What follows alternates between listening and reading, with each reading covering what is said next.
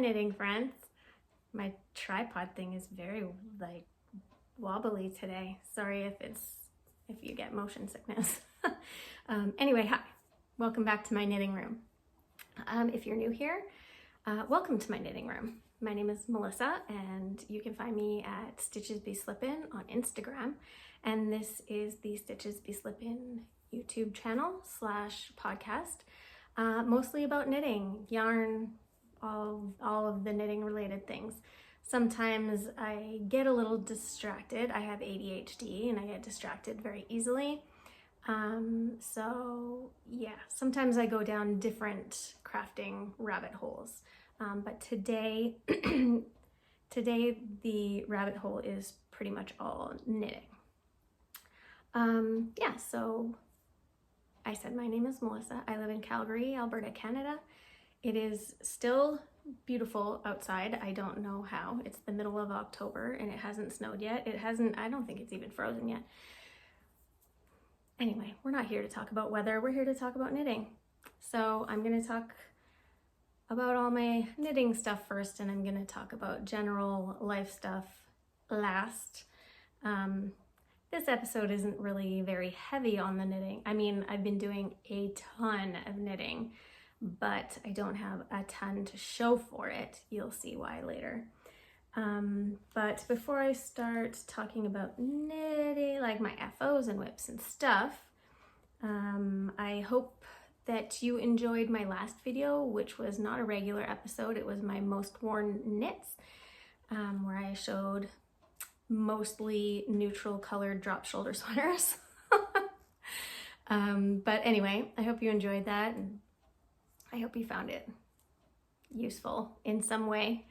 I had some requests for me to show my least worn knits, or the knits that I made that I don't like or don't reach for, or have never worn. And while I can see why you would want me to do that, I don't feel like putting that kind of like negative juju out into the universe is probably the best idea.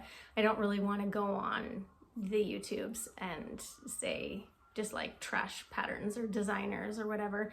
Most of the time it's my own fault that like picking a pattern that I know is a fit that I don't like or whatever. So anyway, I won't be showing my least worn knits, but I hope you enjoyed my most worn knits. Another question I got after that video was suggestions for good beginner friendly sweaters. So like, I would suggest, like, you need to know how to knit. Obviously you need to like know how to do knits and purls, and yeah, that's pretty much all you need to know for a sweater. Some sweaters obviously are more complicated than others, but a basic beginner level sweater, I have 3 recommendations. So the easiest, most beginner friendly sweater that I have ever made, I think it was the first sweater I ever made, because it's marketed as a beginner friendly sweater, is called the Easy Eyelet Yoke by Knititude. And I will put the links for everything I mentioned down below, as always: patterns, designers, yarn, etc.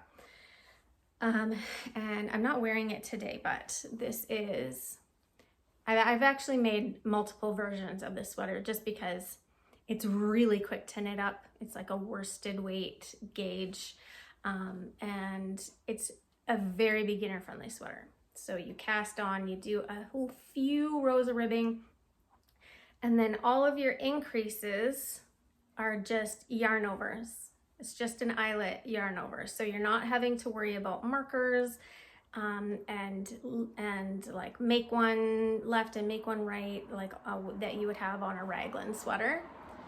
Somebody's just like speeding down my street. And then, yeah, I think like the rest of it is just stockinette knitting, and I can't remember if there's decreases on there, but it's super simple. There's no short rows. There's Like, it's reversible. It's exactly the same on the front as it is on the back. So I would highly recommend, if you're nervous about increases, like make ones, if you're nervous about short rows, that kind of stuff, you want basic, this is the best beginner sweater I would recommend. It's the Easy Eyelet Yoke by Knititude. Now, she has multiple versions of this sweater. So I will put a picture up here. This is the one that I'm talking about. She also has a fingering weight version. She also has a cardigan version. I think those are the only other two versions, I think. But yeah, that's the one that I'm talking about. And this one is, I don't still have the first one that I made. I wore it to death, and it kind of, the yarn that I used wasn't the best, and it just kind of was pilling like crazy, and I couldn't deal with it anymore.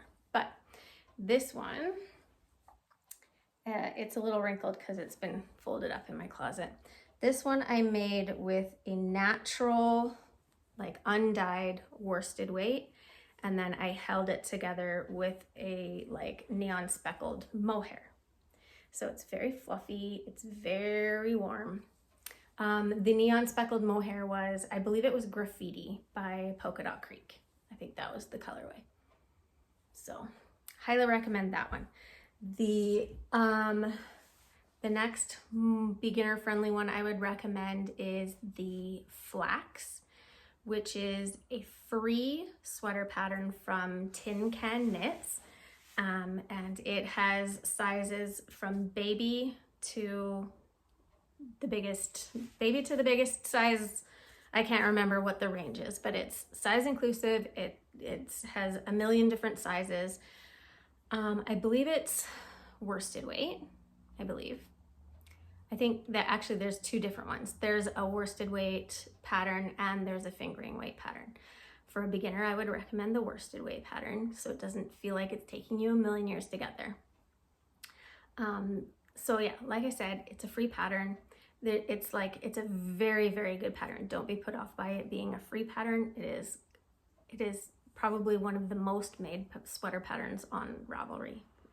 And there are two options. You can do it without short rows and you can do it with short rows. So both of those options are in that pattern. So yeah, I highly recommend doing the short rows, because when you spend all that time making a sweater and then you put it on and then the collar is like up like this and it like bunches up here, like I would be very unhappy. One of the first sweaters I made for my husband was the Flax, and I didn't put short rows in. I think this was before that was an option in this pattern. And he wore it because he loved me, but he was always pulling at it. Anyway, you have the option. If you're scared of short rows, you don't have to put them in. But the short rows in the Flax sweater are German short rows. They're not wrap and turns.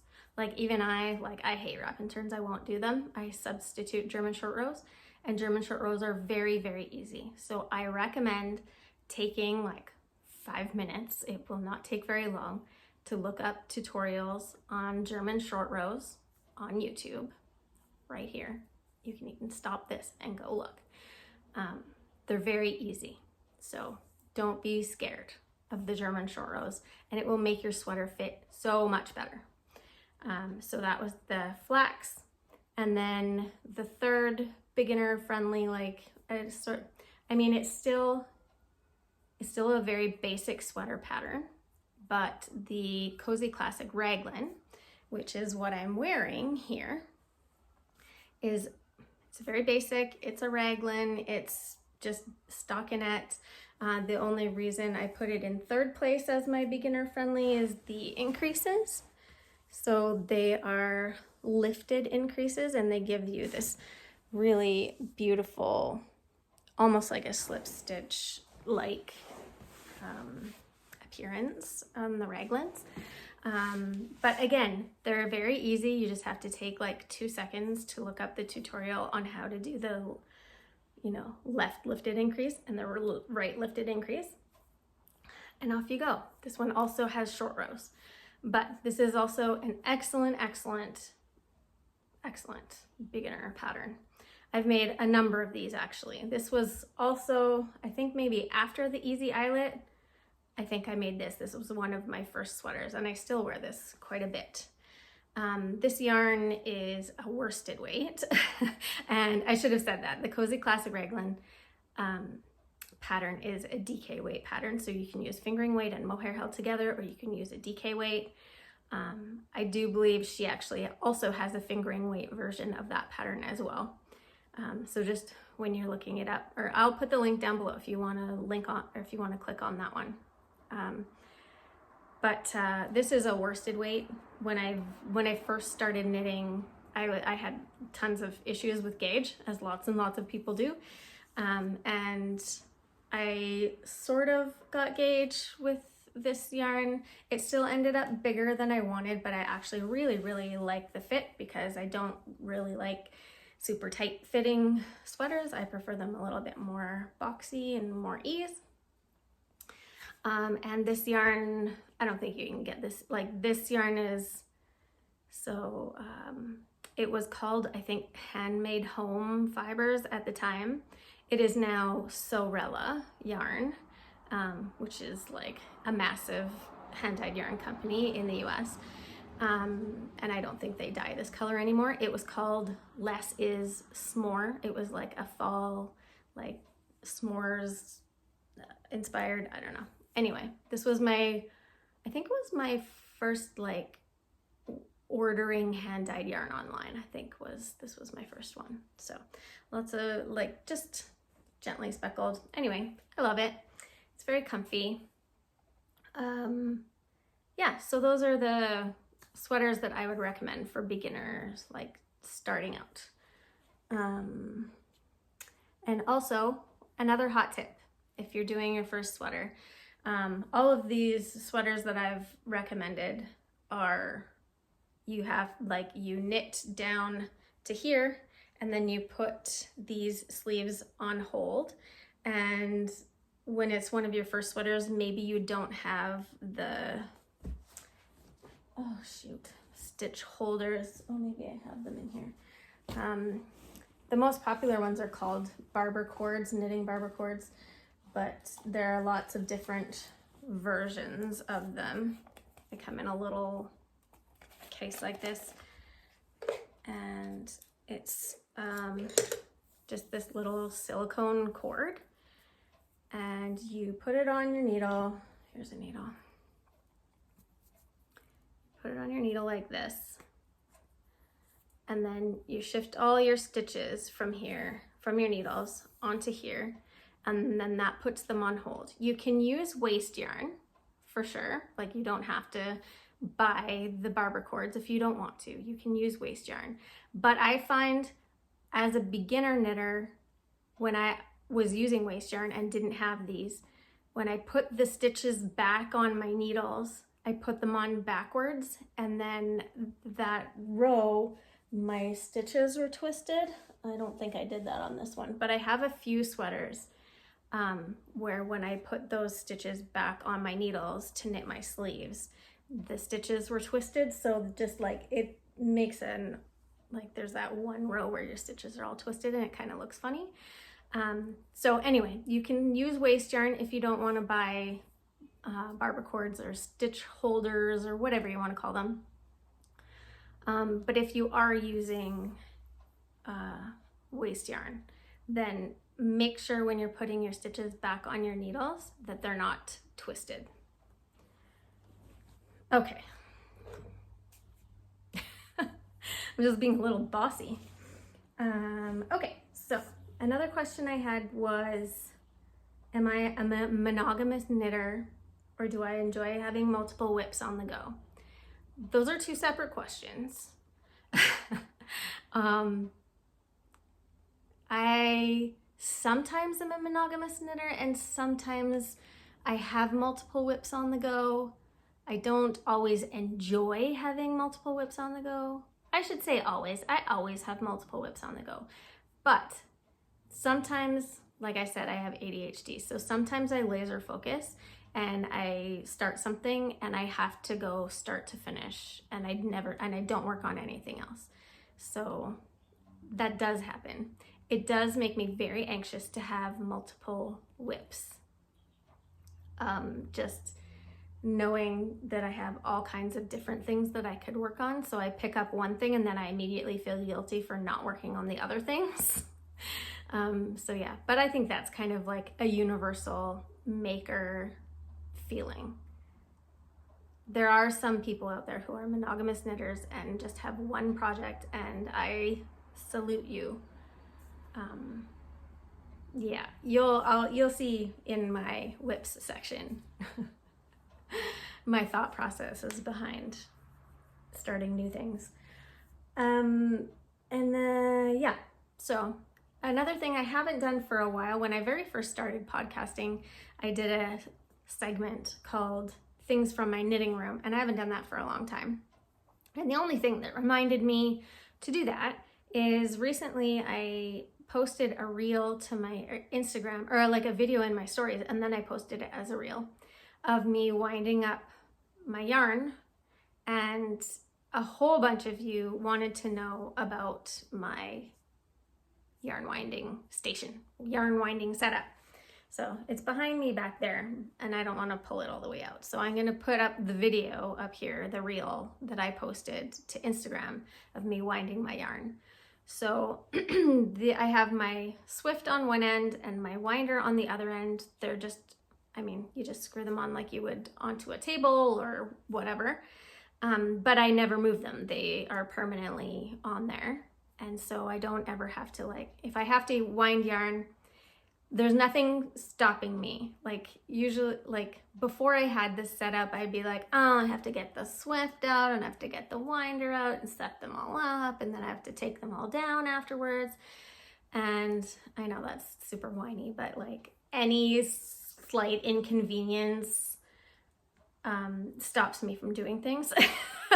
So having this set up where they're just on there and I can wind yarn whenever I want makes a big difference. And then they're attached to what's called a trestle leg.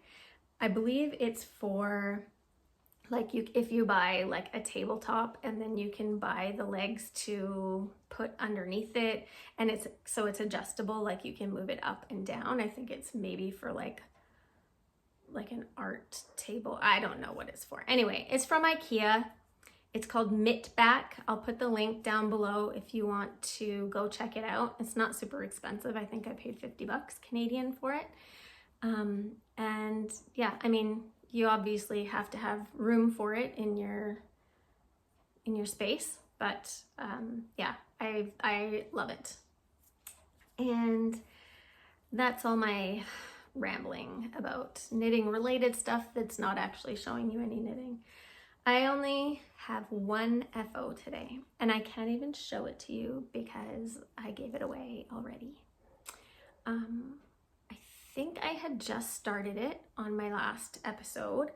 I made a muscle bra, which is a toque / hat pattern, depending on what country you live in. And it is the design is by Isolde Teague. It is also probably the most made hat pattern on Ravelry. I used fingering weight yarn, and it was I was asked by one of the members of my skateboarding club if I would donate a knitted item for the silent auction / raffle fundraiser type thing that we were having at our wrap-up party. So I quickly whipped up a muscle bra, and I used a fingering weight yarn from Yarn Inc. that was actually I could show you. This was my Yarn Inc. Christmas Advent from last year, countdown calendar. And this black adjacent yarn was the main color that came with it. And I was supposed to pick up all the way along. This is a mile long, this thing. This is folded over 10 times on here. And I was supposed to pick up 1,000,000 stitches and put a border on the side. And I was like, no, I'm not gonna do that. So I had pretty much an entire full skein of that color. So I used that color to make the muscle bra. and then I duplicate stitched, the name of the skate club is called 100% Skate Club. And so I duplicate stitched 100% on the brim of it. So I'll put a picture up here of how it turned out. I really loved it. I thought it turned out really awesome. I actually kind of really want to make one for myself without the duplicate stitch. Because let me tell you, I spent the better part of a day charting out like the whole thing, 100% skate club. I did 100% and then I did skate club, and I did 100% and then I did skate, and then I did club, and then like I did a million versions of it, and like scribbling in the paper.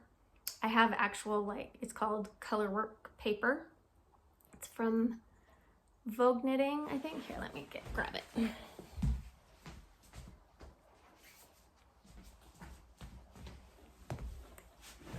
Oh, I didn't feel like stopping and starting again. So this is the book I have. It's just a book of color work paper. So it's called Vogue Knitting Color Work Paper.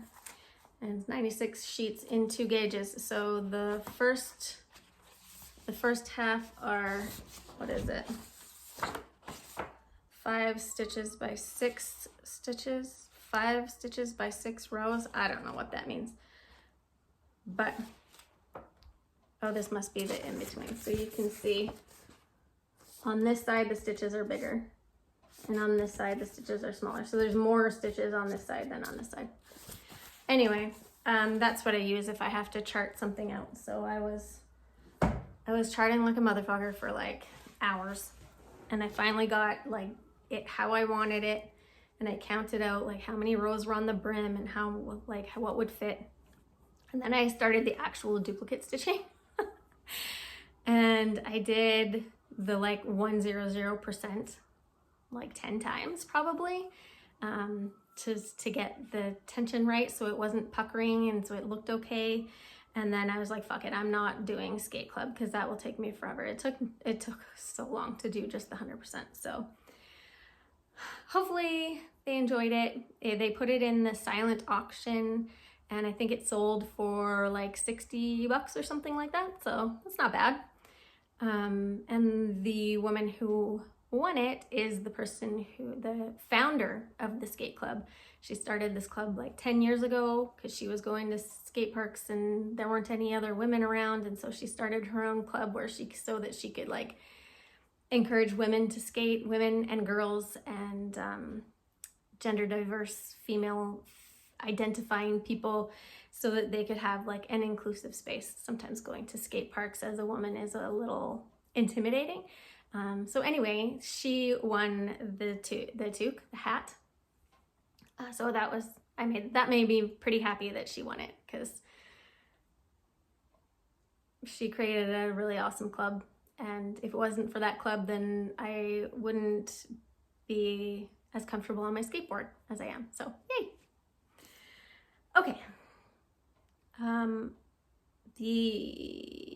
Yes.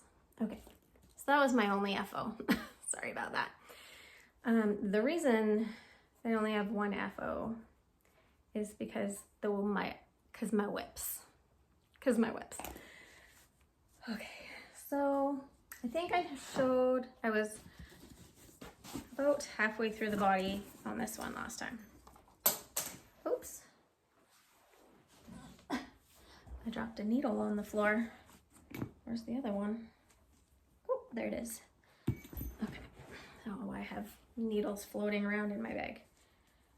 Okay, so last time I was about halfway through the body on this one. So this is the Market Henley by Perfectly Knotted. Her name is Claire Jackson, I think, or Claire or something. So I finished the body, and I picked up the collar and knit the collar, so that's all done. And then I didn't want to knit the sleeves, so I came up with a good excuse not to knit the sleeves. I was like, well, I should probably block it and see if it fits the way I want before I decide if I want to knit the sleeves, like if I want to finish this. So I blocked it, and it fits quite nice.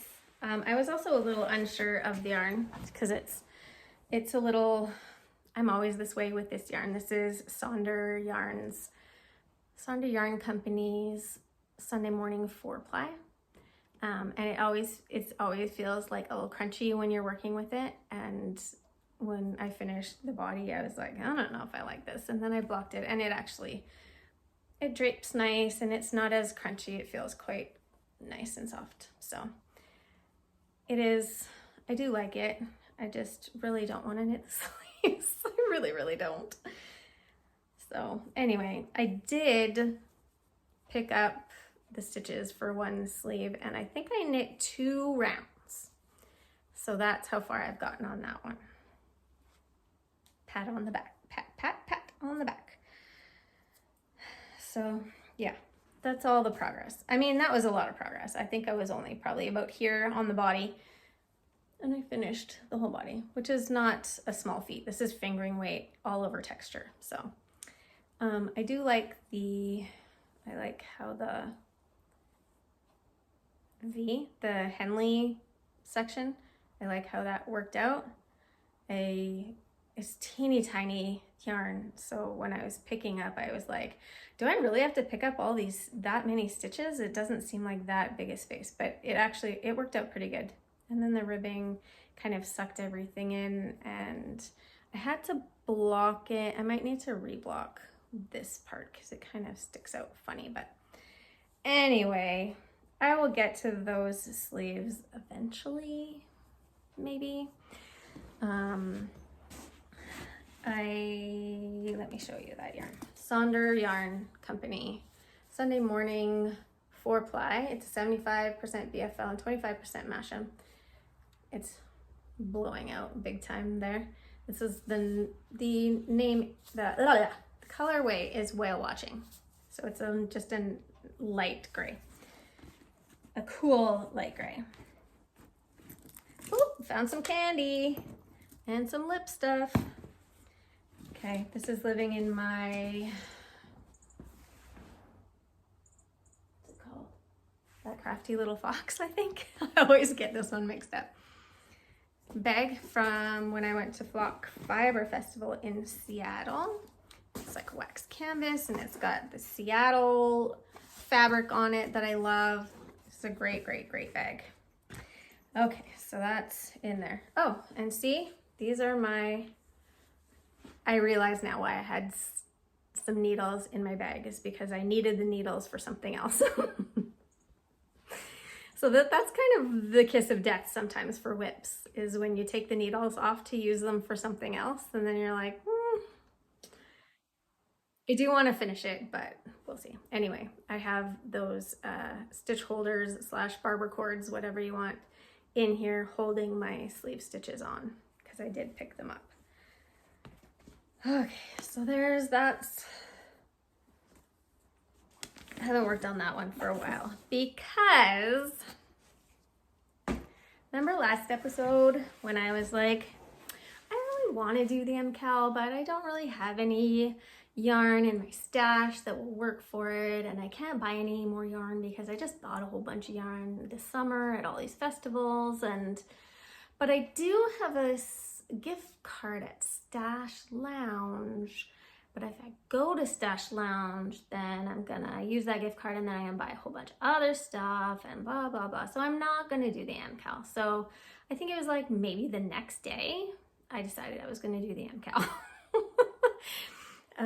Yeah, and I used my Stash Lounge gift card, which paid for half of the yarn. So I feel like that's not that bad. I wasn't gonna buy any new yarn for it, but I didn't buy all 4 skeins. I only had to pay for 2, and the other 2 were covered by the gift card. So girl math, it was free. And yeah, so I'm doing the Stephen West the Stephen West mystery knit along. If you don't know what an MKAL is, it is a mystery knit along, and you get sent clues for this mystery knit along, the Stephen West. You get a clue once a week on Thursdays, and it gives you the instructions of that section of the shawl. It's a shawl, obviously. Well, not obviously. If you don't know, then you don't know. Stephen West does this mystery knit along every year, every October.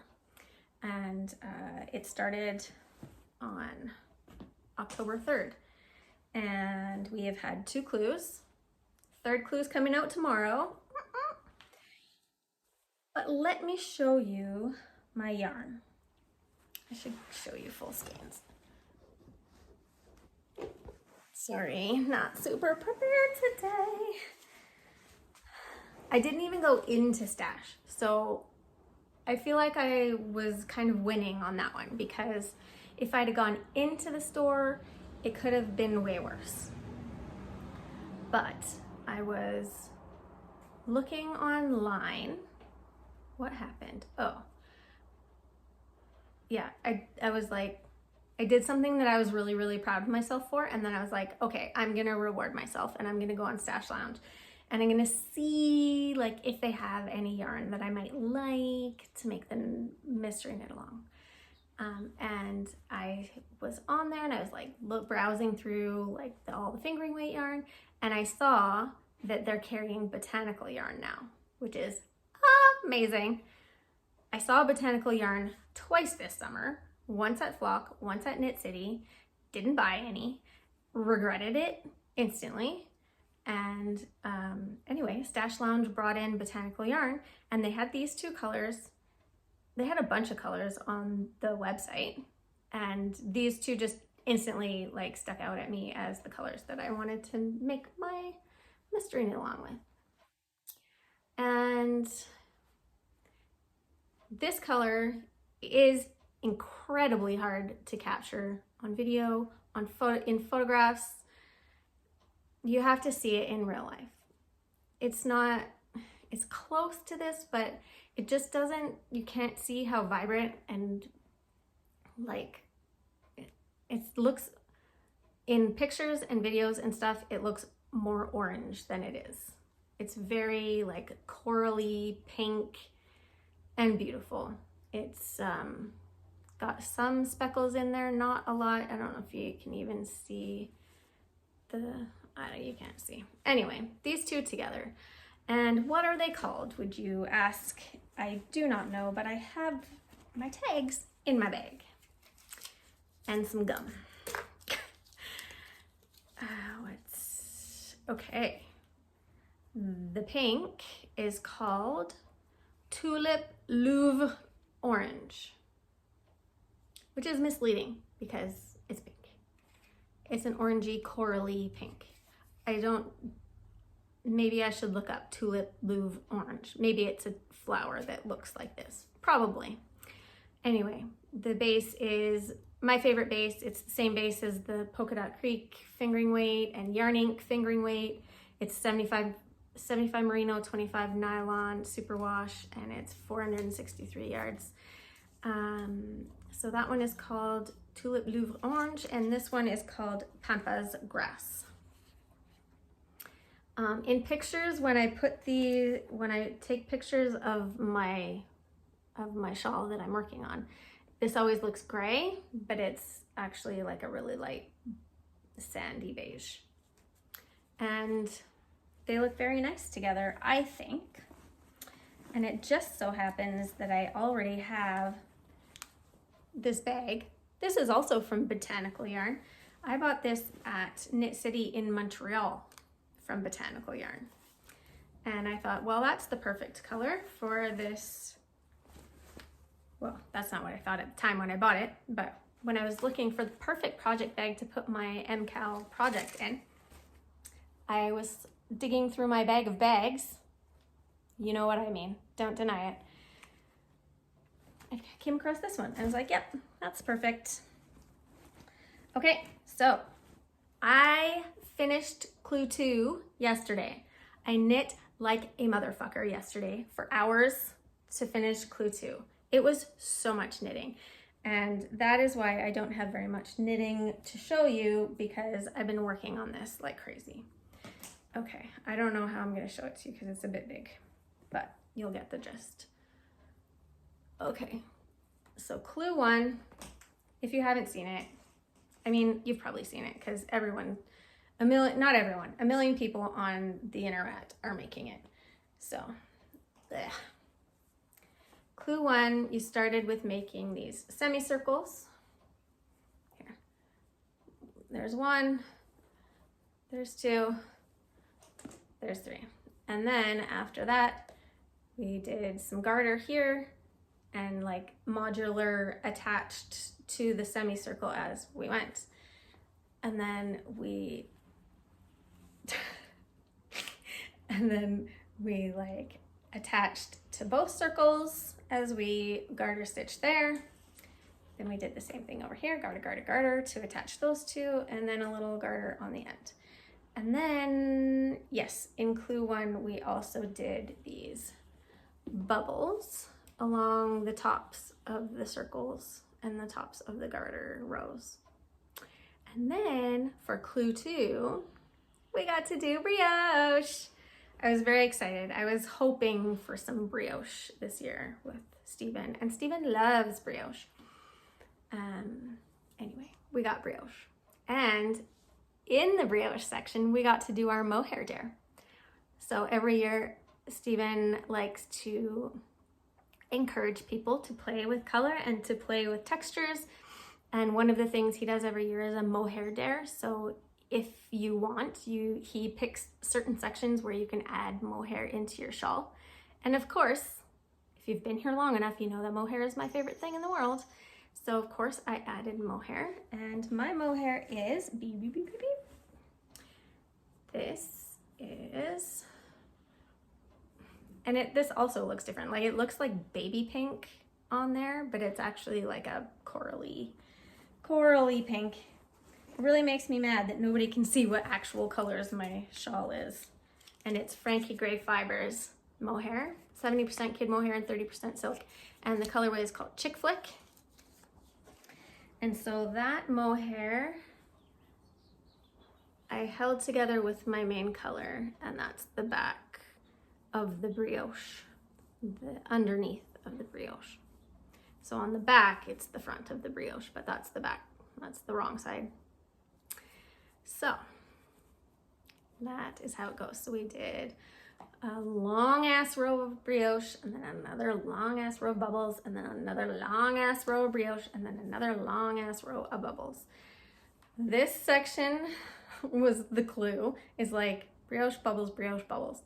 Doesn't look like much, but this bitch is over 400 stitches from one end to the other now. It's, I think after clue 1, like clue 1 escalated quickly. We cast on 3 stitches, and by the end of clue 1, we were at 360 something stitches, I think. And then in clue 2, we went from 360 to just a little over 400.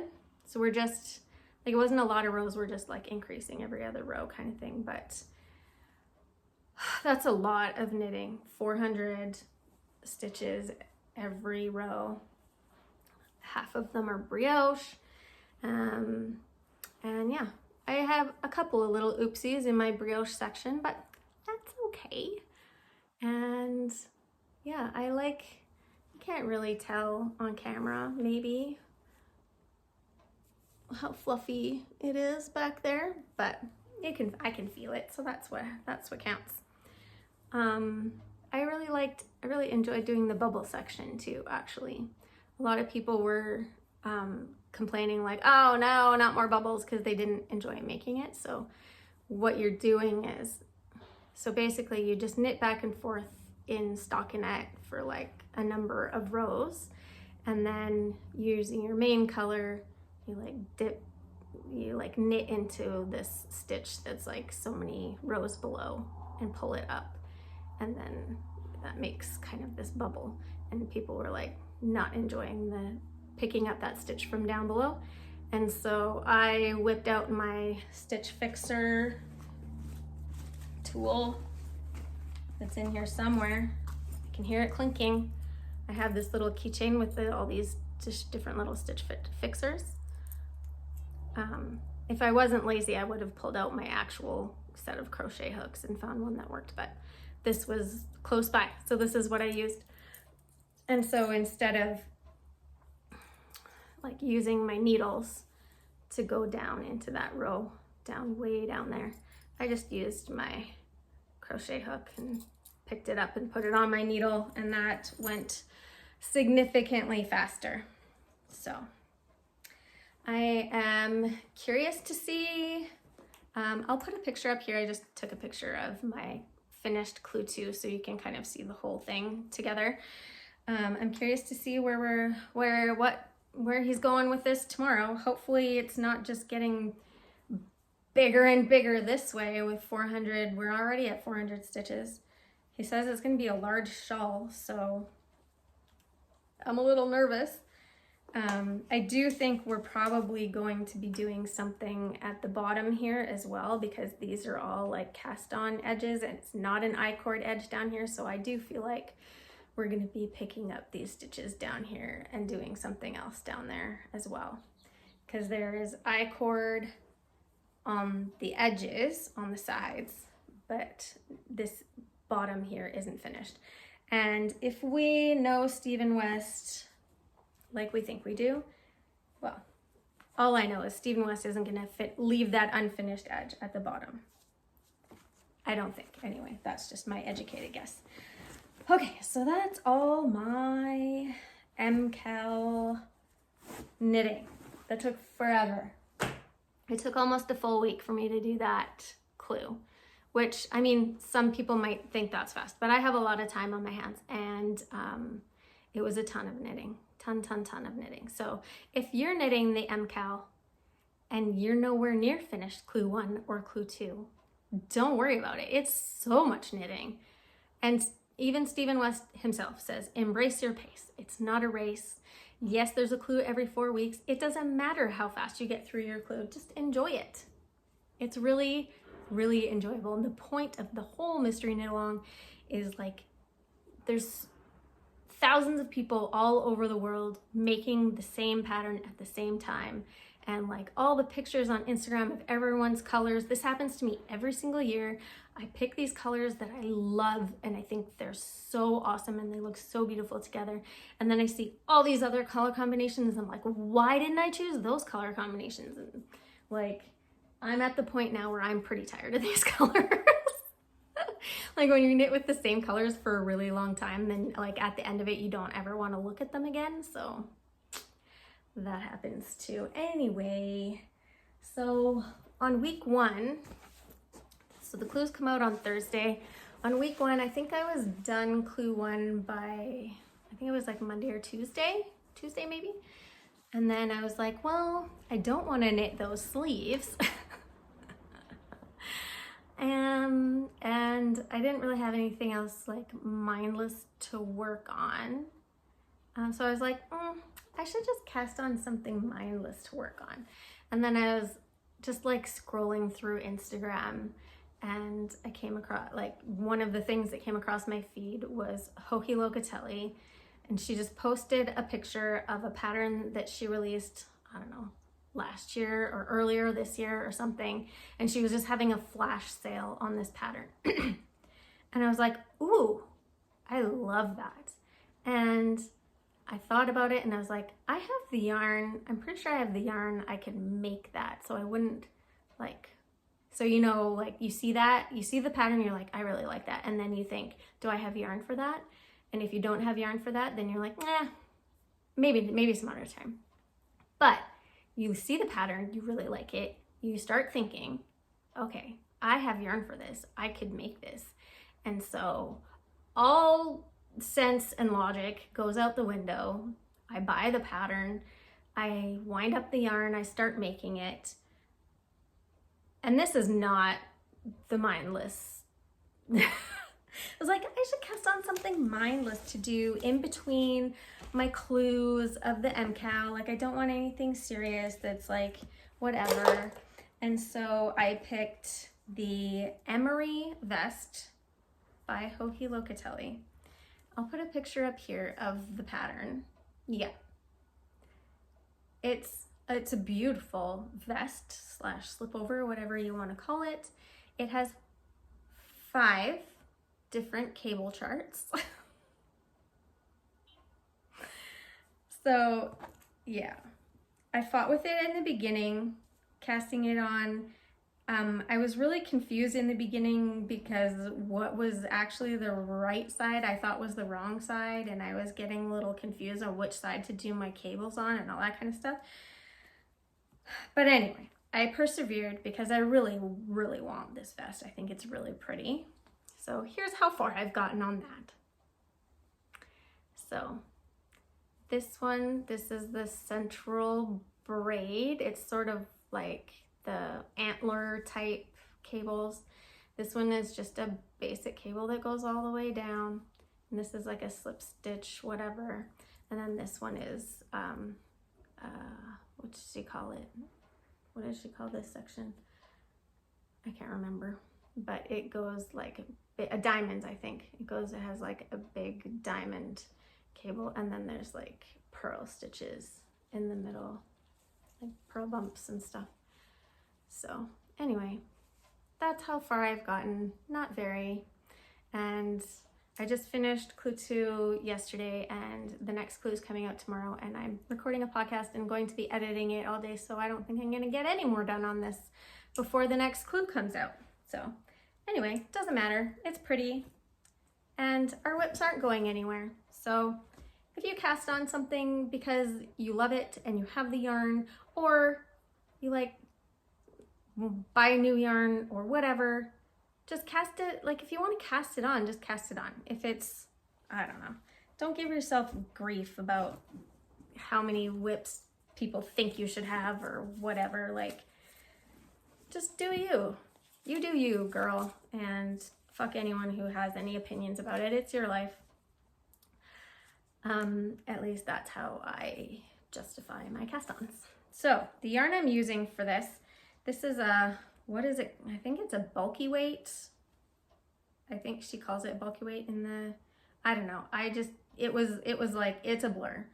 I saw it, I checked out the pattern, checked out what yarn I needed, realized I had the yarn, bought it.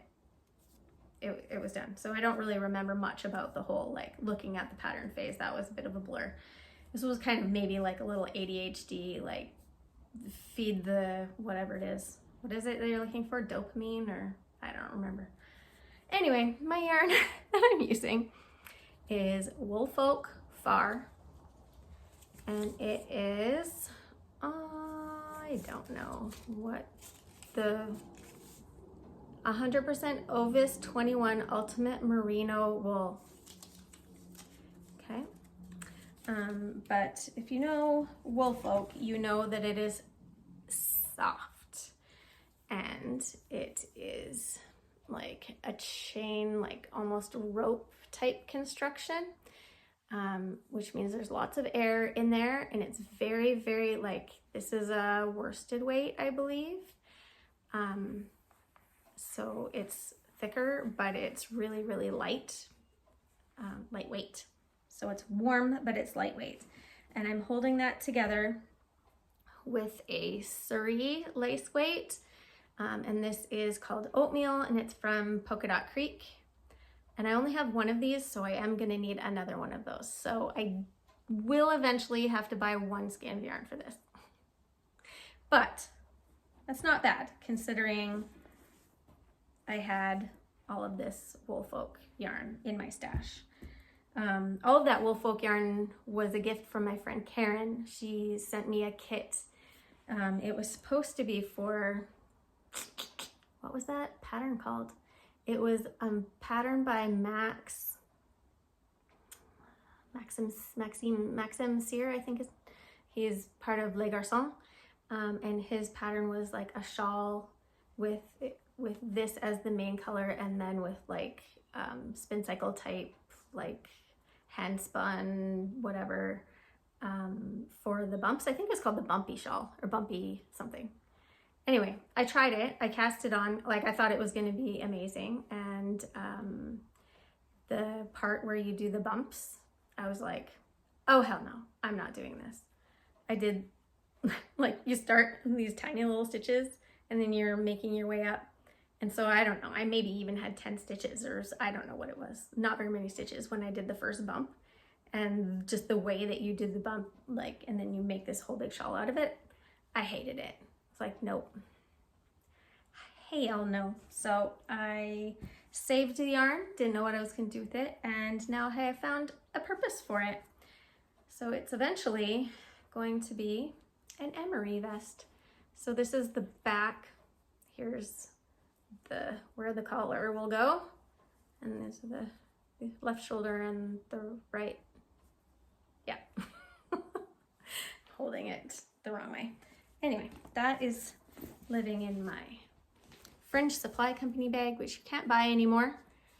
And I've got some stitch markers hanging off of there, and I have, this is a stitch marker, what does she call it? Notions ring or something. This is from Ocean Loops here in Calgary. Her name is Lolly, and she is lovely and has beautiful taste and has beautiful markers.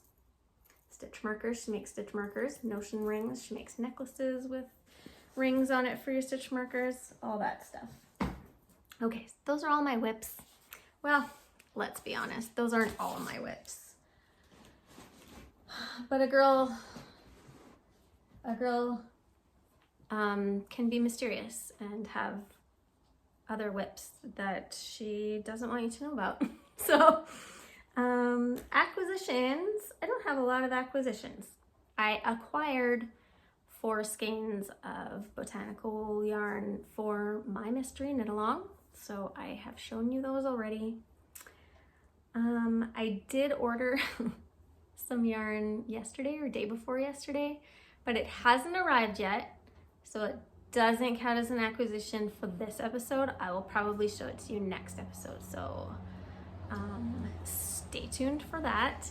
And I have a very special type of acquisition.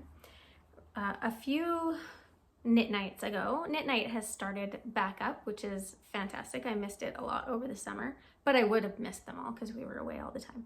We don't usually have our knit night during the summer just because everyone goes on holidays and stuff. So in September it started up again. And the knit night that I go to is the one that's organized and hosted by Jen, who is the fiber goddess. She's a local yarn dyer here. That bag actually right there, that one right there, introverted but willing to discuss social justice and yarn. That one is from Fiber Goddess, so if you like that, you can check out her website. That's the word I'm looking for. I'll link it down below. I don't know if she has those still. I think she does. She's going to be at Fiber Shindig this weekend if you want to go check her out there too. Anyway, that's not what I was talking about. At one of our knit nights, there was a lady there who was working on this little scarf, and it was in colors that I love. And she was knitting on it, and she was like, I don't even know what I'm gonna do with this because it's made with a fingering weight and a mohair held together. And she was like, I can't wear mohair. It itches me like crazy. I don't know why. She was like, I just needed something to knit, so I just started knitting this. And I was like, well, I think it's beautiful. And she's like, yeah, I don't know. I have enough to even make 2 of them. And I was like, at this point, like, I couldn't keep my mouth shut. I was like, I will take it off your hands. When you, finish it first. And then I'll take it off your hand. I will wear it. And I joke, but I wasn't really joking, but I was joking, you know? Anyway, the next knit night, she came to the knit night and she plopped this down in front of me. And she said, here you go. I finished it and it's yours. So thank you, Roseanne. I don't know if she watches this, but it was very, very sweet of her. And probably very annoying of me, but hey, if you don't ask for things, you don't get them, right? Anyway, it's called I had to look it up. It's called the Spring Fling Scarf, and it's by the Petite Knitter, not Petite Knit, the Petite Knitter, who lives, I think it's in Iqaluit. She has a lot of really beautiful colorwork patterns, colorwork sweaters and things. And so this is the Spring Fling Scarf. So it's just like one of those little scarflet type scenarios that we see lots of these days. And I can't tie it because I'm looking at it backwards, but you'll get the gist. It's just so freaking cute. It's kind of like the motif from the pressed flowers, except it's actual color work. It's not mosaic. Anyway, I'm not very good at styling things on the spot, but it's really, really cute. And it's like my colors and I absolutely love it. So thank you so much, Roseanne, for giving me your FO because I was annoying.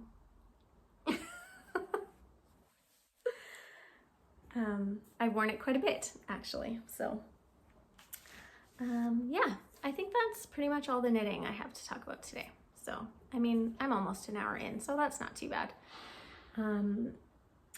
Yeah, so I'll talk about general life updates now. If you don't want to listen to the things that are happening in my life, you can sign off and I will try not to hold it against you. Bye. Okay, so thanks for sticking around. You're my real friends. And here we go. We have been very, very, very busy. Everything is in full swing. Hockey is in full swing.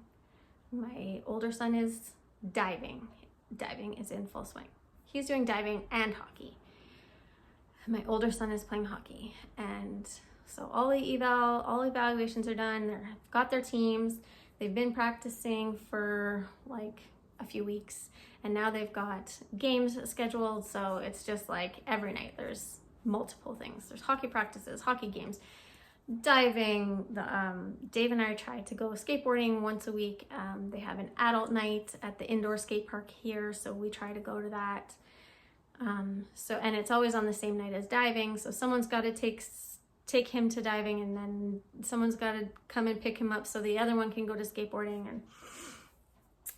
And yeah, it's been quite a bit, but we're really, really proud of how both of them are doing in all of the things that they're doing. Like the little one didn't play hockey last year because he wasn't super into it, and he was that kid in the back that was just like la, la, la, la. So he didn't play last year because we were like, it's a lot of time and it's a lot of money and it's a big commitment if you don't really care about it that much. And he was like, yeah, I'm not gonna play. And so then last year his older brother played and went all the way, went city championship, and it was like super fun. And I think he got a little inspired by that. And so he decided he was playing hockey again this year. So he has actually been trying really hard. He tries really hard at practices. He had his first game the other day. He scored 2 goals and he like got a bunch of assists, and like he's a totally different kid out on the ice. So we're super happy about that. Our older son moved up an age group this year, so he's in U13 now instead of U11. So there's bigger kids, but the team that he's on, like he landed in just the right spot. He's one of the better kids on his team, so he's like touching the puck a lot and having a lot of fun. He hasn't had a game yet. I think this weekend, I don't know. I can't keep track of the schedule. The schedule is like, it's kind of personal, so I won't take a picture of it and show it to you, but we have like the Google Calendar schedule thing, and it's just like, there's nothing during the day for school, and then there's like every night. But yeah, he's really, really enjoying hockey. Like last year, he enjoyed hockey. He went, like he would go, he didn't complain about going, but like he wasn't the kid that was outside shooting pucks all the time, like when he's not at hockey, like just at home or practicing stick handling or whatever. But this year, both of them are like, we had to put the net out in front of the garage and we have to move it back and forth because every spare second they have, they're out there shooting pucks and shooting at the net and practicing their stick handling and whatever. And I'm just like, okay, we're doing this. Yeah, anyway, that's enough talking about hockey. The little one, we're really proud of how he's doing in diving. We had a meeting with his coach on the weekend, and she said he's doing amazing, that he's really strong, and his technique is phenomenal. She used that word. I didn't make that up. Anyway, he's in the pre-competitive division this year, so it's basically just learning all of the basics, getting all the basics really dialed in, because if you, in diving, as in anything, if you don't have the basics, then you can't build off of that and do more complicated things. So he's been doing really well. A few weeks ago, they were trying, they only have been diving off of the 1 meter springboard, and then the 3 meter springboards and the 3 meter tower. So that's like 10 feet, basically. 3 meters is 10 feet. So they've been doing, he's done front fall in, your arms up and you go in head first. He's done that off of all of the things. But then a few weeks ago, they were practicing doing back fall-ins. So back to the pool, hands up, and falling backwards and going in. So his first attempt didn't go great. And he had a pretty big belly flop. Like he went over too far and then was like landing flat. So he was pretty upset by that, and then didn't really want to try it again. So they took a week they were doing like frontwards stuff, and then this past week they were working on doing backwards again. And we had talked about it in between, and we were like, it's okay, like you can get back up there and try again, and listen to your coach, because she knows what you're supposed to do it properly. And so he did, and he worked on it, and it's gotten better and better. And we were really, really proud of him for just like getting back up there and trying it again, because that's some scary shit, man. It's 10 feet off the ground. We went there once during just like public swimming time, and I stood up on the 3 meter tower, and it was some scary shit. So the fact that he's going off backwards is pretty brave. So anyway, we're very proud of him for that. He's doing really great. His technique is getting really good. His coach said that he's doing really well, so that's good. What else? Oh, we built a deck. When we bought this house, we just moved into this house in April. When we bought this house, there was no deck in the back. So like when you're going out the back door, there's like patio doors or whatever, and there's like some concrete steps that go down. And then on the right hand, like, so there's like, I can't really, anyway, there's 2 doors to go out. There's one that goes straight out, and then there's one to the side. And the one to the side is meant to be like a door that you go out onto the deck.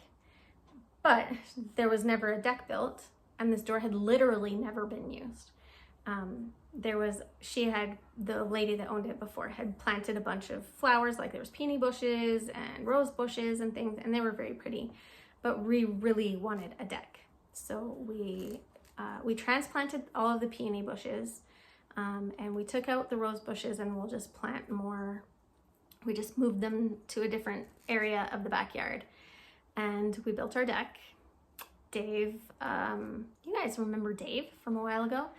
He built the whole foundation himself. He like screwed in the piles into the ground, and that took forever.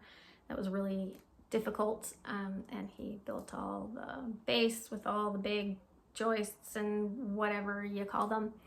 And then it took us a few days to like screw on all the decking, all the boards and stuff.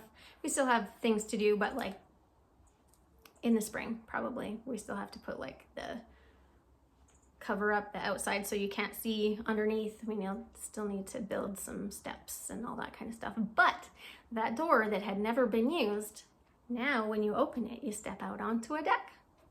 The first time we opened that door, it was made clear that it had never ever been used, because I think when the house was built, they like painted the inside frames of the doors and whatever, and then they closed this door.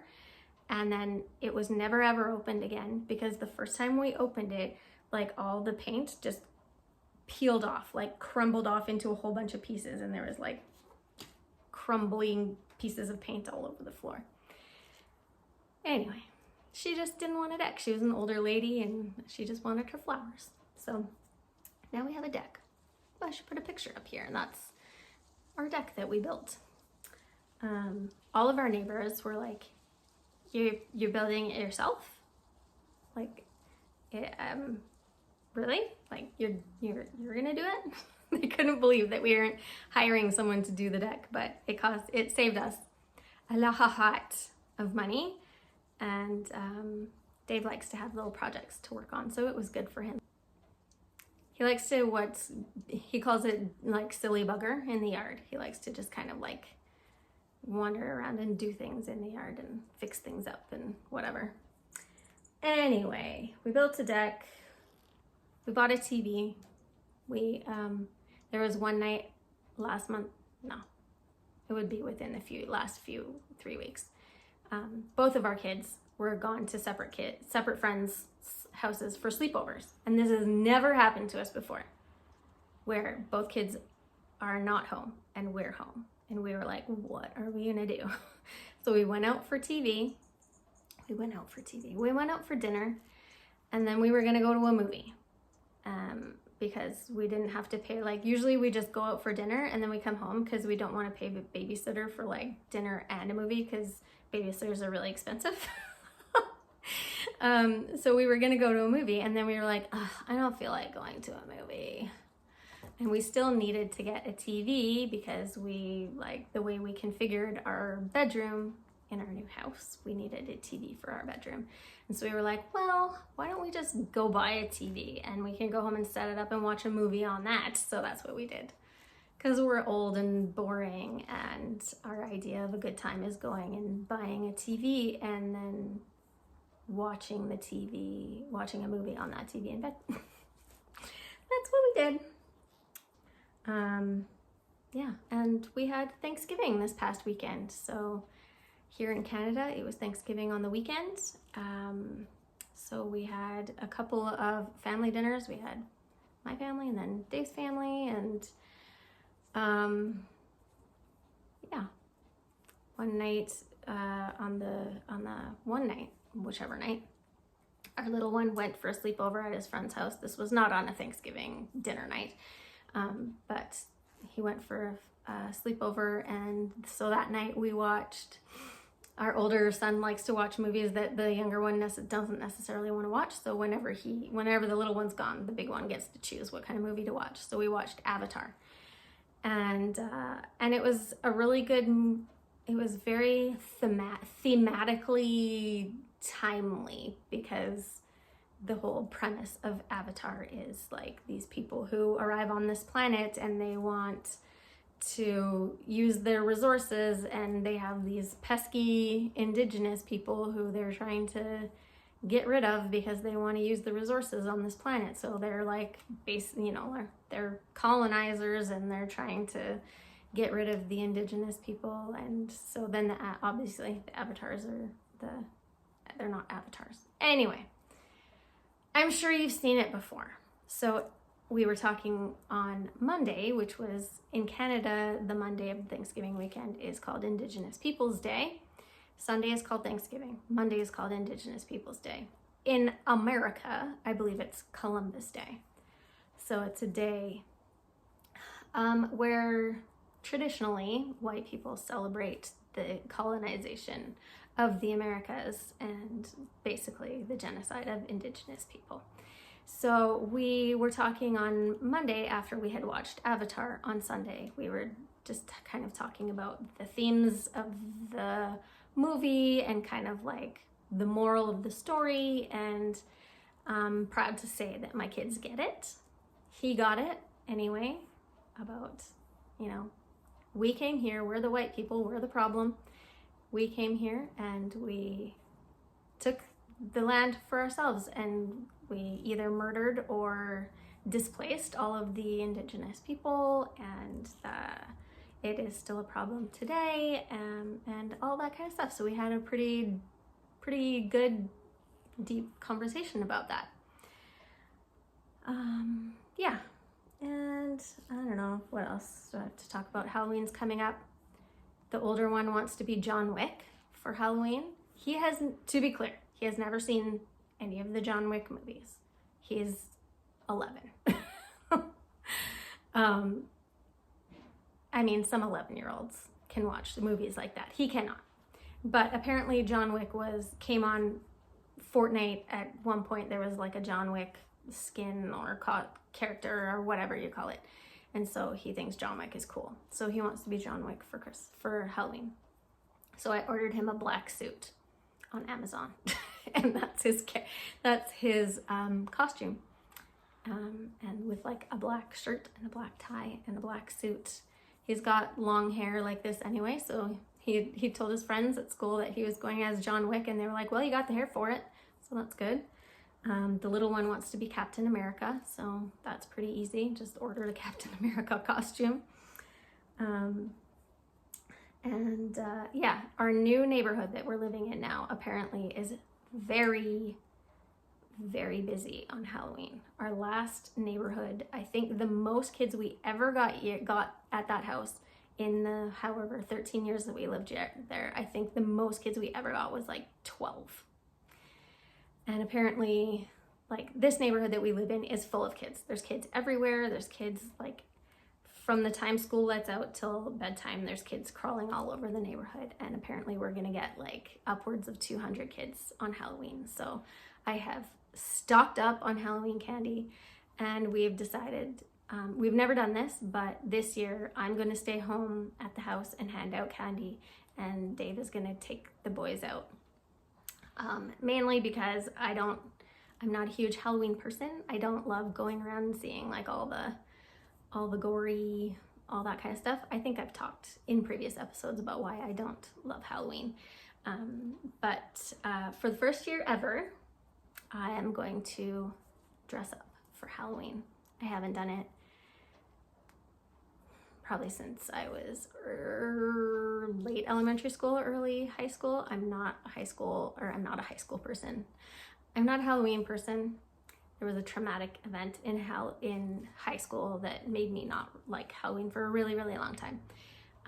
But this year I decided, well, I wasn't going to. And then I was on Amazon looking at my kids' Halloween costumes, and what did I see? I was like scrolling, and then I saw there was like a green velvet cape, and that immediately made me think of Taylor Swift when in the Eras tour, when she's performing the song Willow.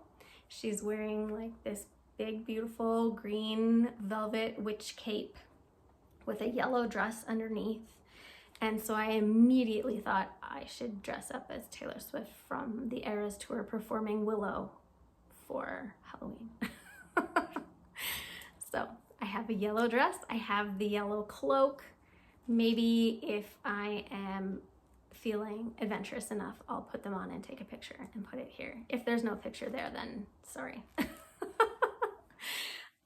But yeah, that is what I'm going to wear in my house when the kids are coming to the door trick-or-treating. Yeah, anyway, I've been talking for way too long, and I didn't show very much knitting, and yet I'm over an hour. And so I should probably shut up and go start editing this. And I think I'm gonna work on my blanket until time for clue 3 in the morning tomorrow. So I hope, if you're doing your MKAL, I hope you're enjoying it. Remember, embrace your pace. And I would love to see your colors. I am just loving all the different color combinations out there. So yeah, I'm gonna stop rambling now, and I hope whatever you're working on, it's bringing you joy.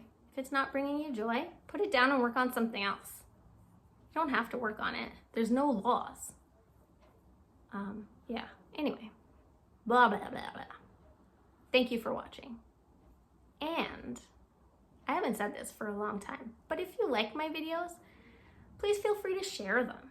Share them, like share a picture of you watching on Instagram, or if you just like hit the like button down there, like post a comment down there. If you haven't subscribed, maybe like hit the subscribe button.